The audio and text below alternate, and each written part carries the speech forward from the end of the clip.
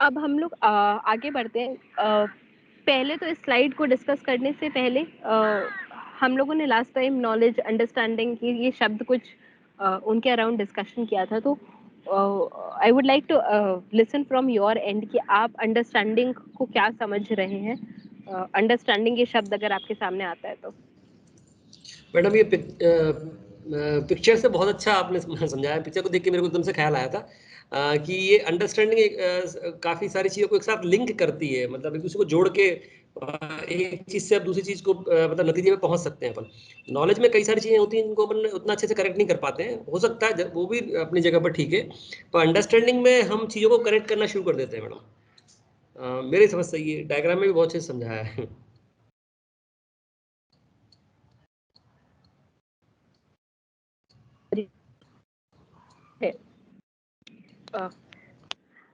मतलब तो जैसे जैसे कोई चीज़ समझ मतलब आपने समझी है, नॉलेज जो ज्ञान उससे की फिर बात। अगला कोई हाँ नतीजा निकालना चाहते हैं। हाँ जी, जी। हाँ एग्जैक्टली आप कंटिन्यू करें। उसके बारे में सोच रहे हो। हाँ आप उसको, ये विचारों का समूह है। अगर ज्ञान नॉलेज की बात करें, जो मैकेनिकल क्वेश्चंस हम लोग बना रहे हैं वो रट के भी आंसर दिया जा सकता है, लेकिन अंडरस्टैंडिंग के लिए हम उसको समझते हैं, उस पर खुद विचार करते हैं और फिर हम उन क्वेश्चंस को भी आंसर करते हैं। तो ये क्वेश्चन रिलेटेड, लेकिन understanding in general life, in normal life is जो हम कई विचारों का समूह है। जो आप तपन जी कह रहे थे, ये डायग्राम्स को देखिए कि नॉलेज कई फैक्ट्स हैं, लेकिन उन फैक्ट्स को जोड़ के अगर हम कुछ सोच पा रहे हैं, समझ पा रहे हैं, विचार कर पा रहे हैं, तो वो समझ है। दूसरा पॉइंट है, समझना निष्क्रिय रूप से जानना नहीं है, बल्कि यह एक अवधारणा क्यों महत्वपूर्ण है वह सक्रिय रूप से पता लगाने की प्रक्रिया है। इस पे कुछ आप बोलना चाहेंगे तो हम लोग उस पे आगे डिस्कस करेंगे। ये बहुत ही अच्छा सेंटेंस है कि निष्क्रिय रूप से जानना नहीं है।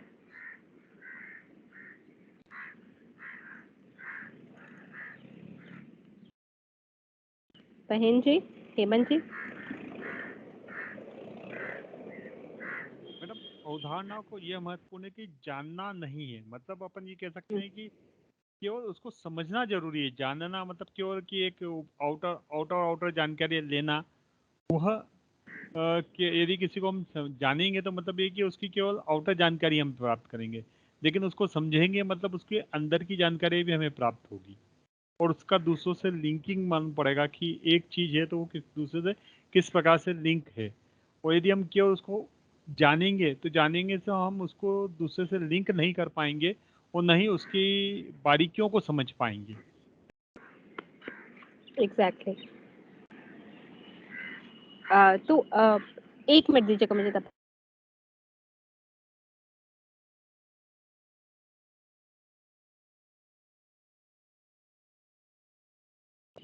आई एम रियली सॉरी, मेरी बच्ची बीच में आ जाती है। हाँ जी, तो जो आप कह रहे हो कि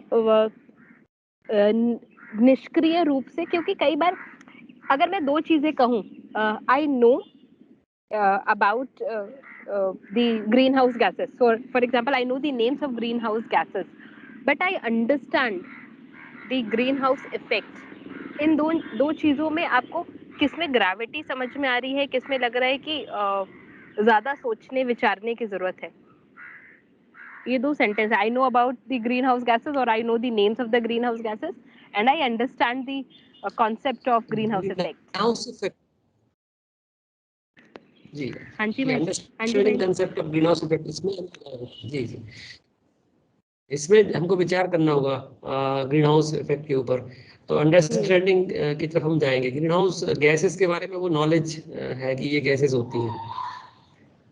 और तो यही मेरे चीज हिसाब से थर्ड कि पॉइंट बता दूं। अंडरस्टैंडिंग हाँ हम जी। जी, जी, हम जियो को शुरू कर देते हैं ताकि उनसे हम कोई आउटकम निकाल पाए और उनको फिर आगे जाके अप्लाई कर पाए अंडरस्टैंडिंग में। जी मैडम। एग्जैक्टली। तो समझ जैसे है, लिखा है कि अल्पकालिक स्मरण है। हो सकता है अगर मैं ग्रीन हाउस इफेक्ट, मैं या कोई बच्चा या आप नहीं समझ रहे हो, तो आज के दिन आपने एक list of green house gases याद कर ली, रट ली, तो शायद एक हफ्ते बाद वो याद ना भी रहे। लेकिन अगर I have understood the concept of green house effect, तो अपने आप ही सारी गैसेस अगर ना भी याद हो तो क्योंकि मैंने वो समझा हुआ है कॉन्सेप्ट, उसके एमिशंस के बारे में क्या इफेक्ट है, तो कुछ गैसेस का नाम तो हमेशा ही हमें याद रहेगा, क्योंकि अब हम वो कॉन्सेप्ट समझ चुके हैं। देखने और कहने से समझ नहीं आती है, यह तर्क द्वारा प्राप्त की जाती है। तो क्योंकि हम विचार कर रहे हैं, पहले ही हमने बात की कि ये विचारों का समूह है, इस पे हम अपने ओपिनियंस देते हैं, हम सोचते हैं, विचारते हैं, तो अंडरस्टैंडिंग एक्टिव होती है। सिर्फ देख के, समझ के, देख के रट के शायद अंडरस्टैंडिंग उतनी स्ट्रॉन्ग ना हो, जितना विचार करके और उस पर डिस्कशन करके अपने ओपिनियंस रख के अंडरस्टैंडिंग जितनी कॉन्क्रीट होती है। आगे बढ़ते हैं हम यदि।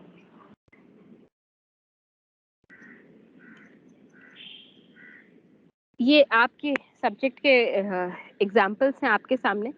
अब आप देखिए, कोई मेरे लिए पढ़ेगा इसको और फिर हम लोग उस पर डिस्कशन करेंगे।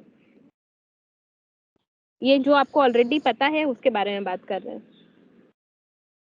जी मैडम, जैसे उदाहरण में दिया हुआ है ज्ञान के बारे में, मतलब ज्ञान के एग्जाम्पल क्वेश्चन दिए हैं कि कार्बोहाइड्रेट कैसे उत्पन्न किया जाता है।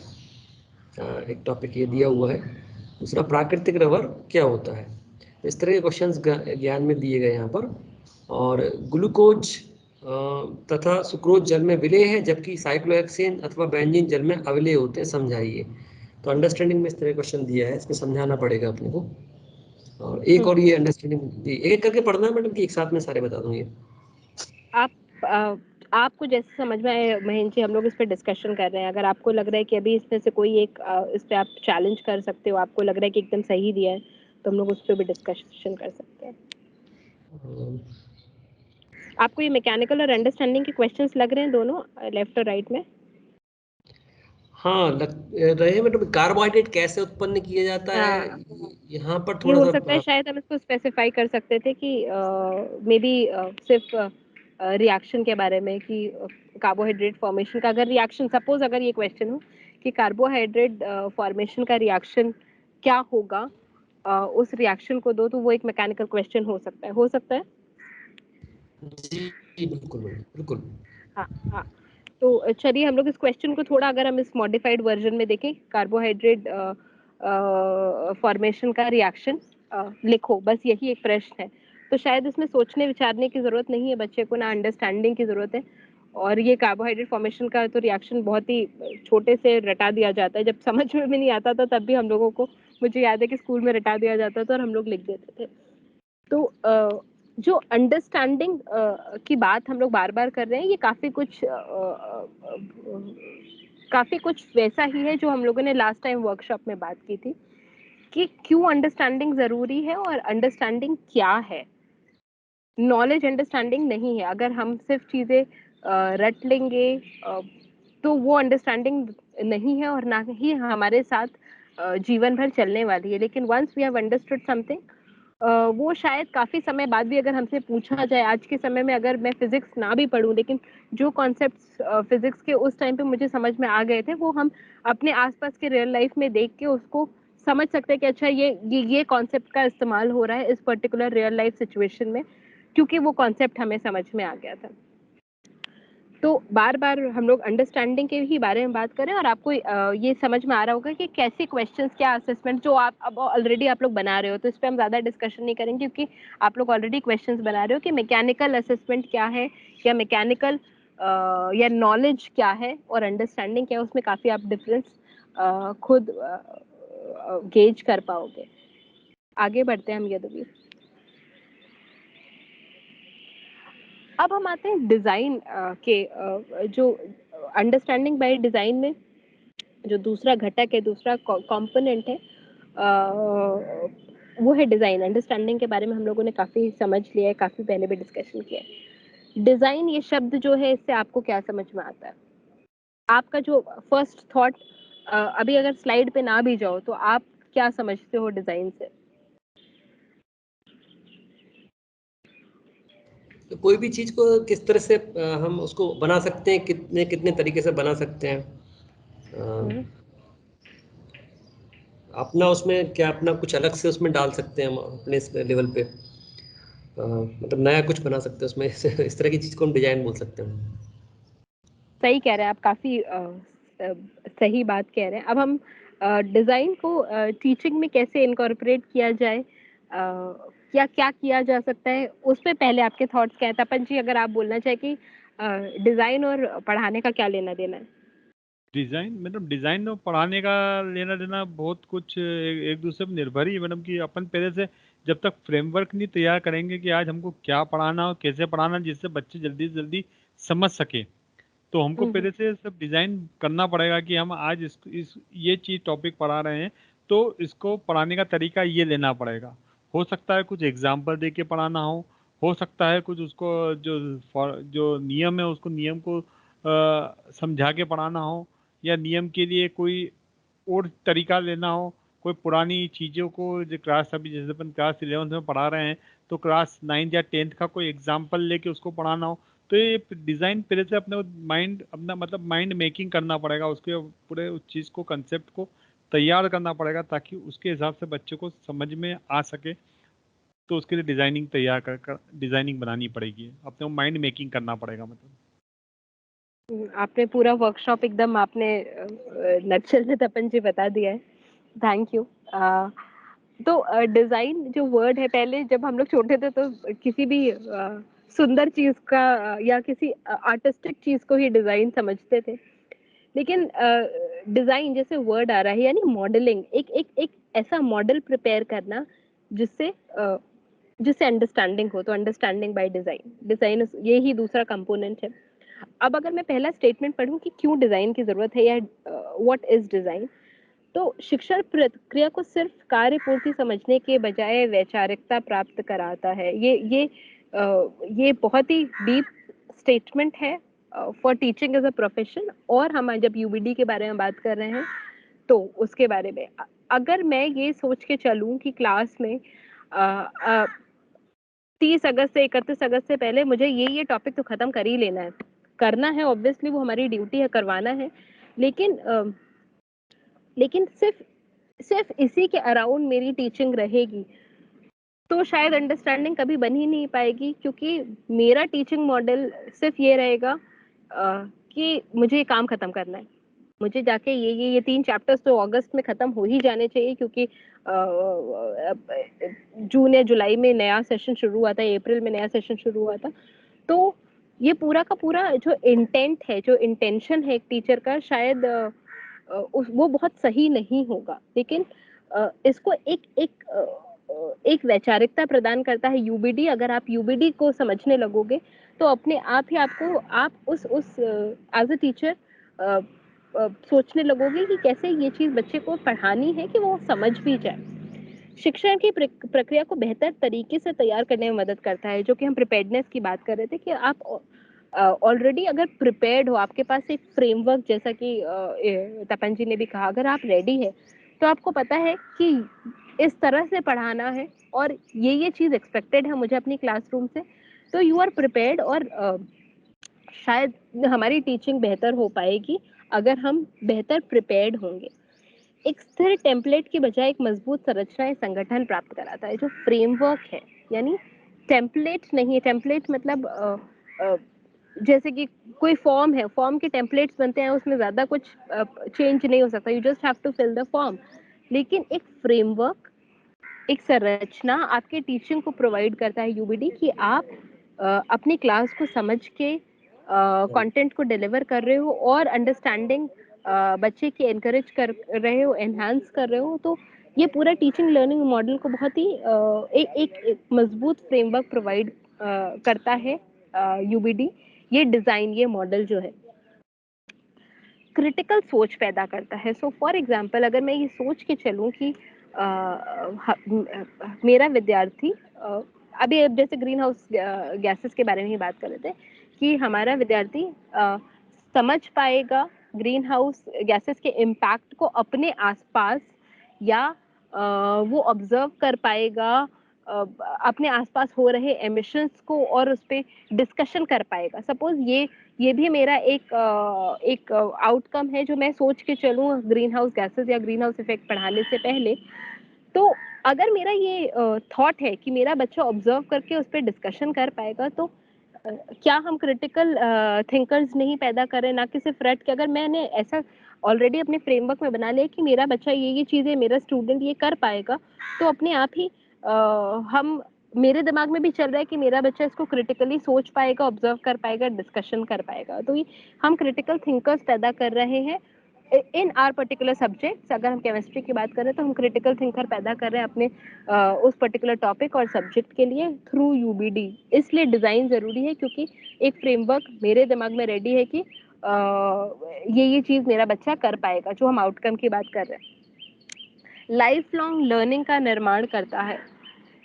उससे तुरंत पहले क्रिटिकल थिंकिंग। तो अगर कोई बच्चा या आप या मैं किसी भी चीज़ को क्रिटिकली देख रहे हैं, उसको ऑब्जर्व कर रहे हैं, उस पर विचार कर रहे हैं, उस पर डिस्कशन कर रहे हैं, अपने आप वो हमारी लर्निंग का हिस्सा बन गया है और वो लाइफ लॉन्ग रहने के लिए आ गया है। अगर सिर्फ हमने रट लिया उसको तो शायद वो लाइफ लॉन्ग नहीं है, लेकिन अगर हम क्रिटिकली किसी भी टॉपिक को, किसी भी यूनिट को, किसी भी लेसन को, किसी भी कंटेंट को क्रिटिकली अगर हम उसको सोच रहे हैं, उस पर डिस्कशन कर रहे हैं, मेरा खुद का अपना ओपिनियन है, तो वो मेरे लिए लाइफ लॉन्ग लर्निंग हो गई है और बेहतर सीखने के परिणाम प्राप्त करने में मदद करता है। तो जो हम लोग पहले डिस्कस कर रहे थे, जैसा हेमंत जी ने कहा था कि हम लोग अभी बहुत ज़्यादा आउटकम परसेंटेज सोचने लगे, तो अगर लाइफ लॉन्ग लर्निंग हुई है, अगर क्रिटिकली बच्चे ने सारे उस कंटेंट को समझा है, देखा है, विचार किया है, डिस्कस किया है, तो अपने आप ही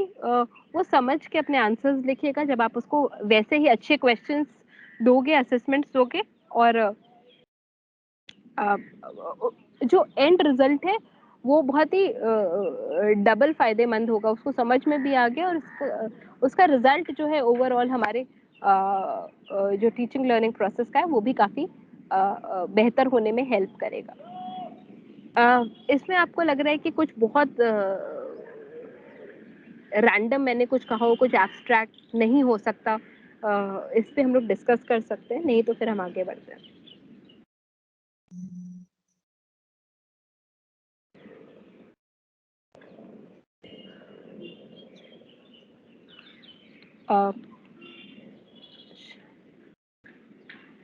Am I audible? Yes, ma'am. हाँ, ये आप स्लाइड खुद से देखिए और अपने अपने एंड पे समझिए और आप अपने पॉइंटर्स मुझे बताइए। और आपको लग रहा है कि कोई एक पॉइंट आपको नहीं इसमें समझ में आ रहा हो, या अंडरस्टैंडिंग और डिजाइन दोनों को मिला के एक ग्राफिकल सी स्लाइड है आपके सामने।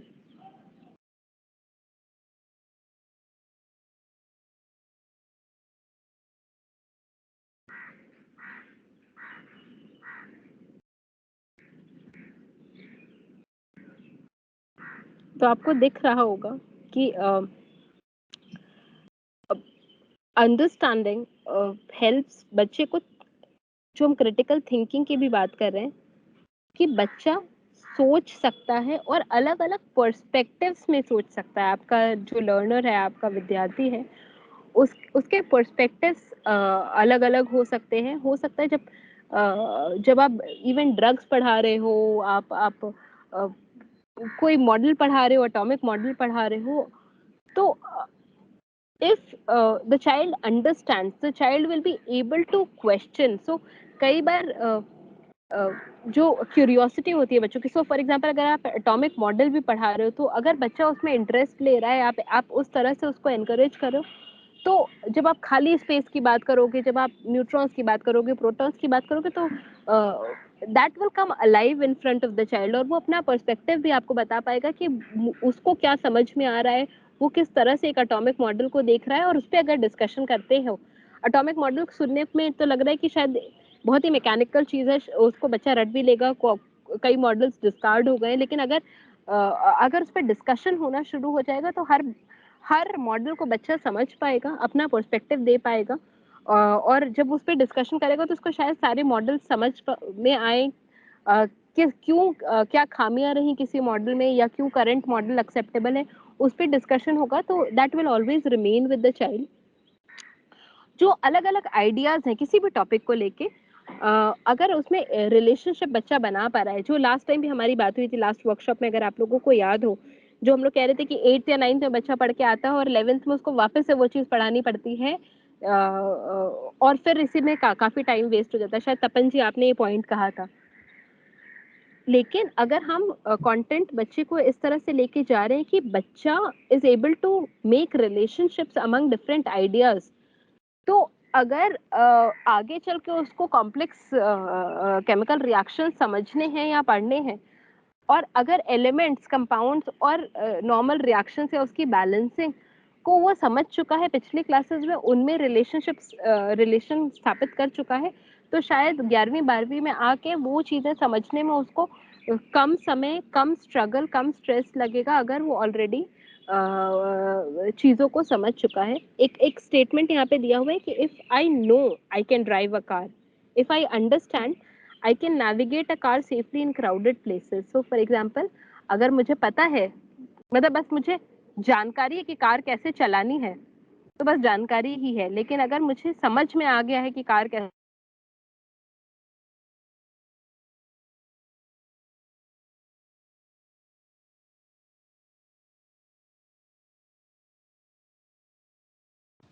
आपकी आवाज नहीं आ रही अभी। हेलो,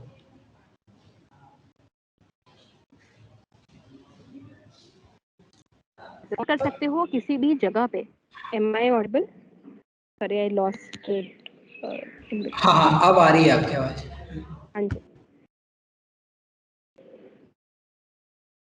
हाँ। तो सो फॉर एग्जांपल अगर मैं इसको केमिस्ट्री में लेके जाऊं, मुझे एलिमेंट्स का डेफिनेशन पता है, कंपाउंड्स का डेफिनेशन पता है, केमिकल रिएक्शन क्या होता है ये पता है।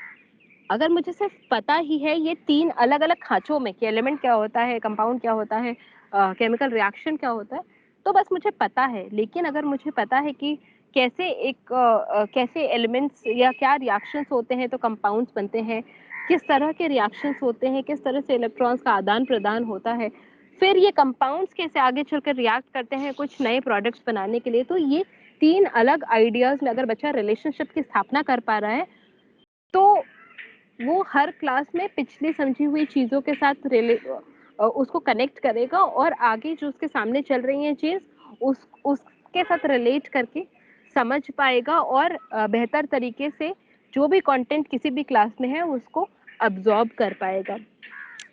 ये नोइंग और अंडरस्टैंडिंग में जो डिफरेंस है वो क्लियर हुआ है या इस पे और डिस्कशन की जरूरत है? मैडम बहुत कुछ क्लियर है।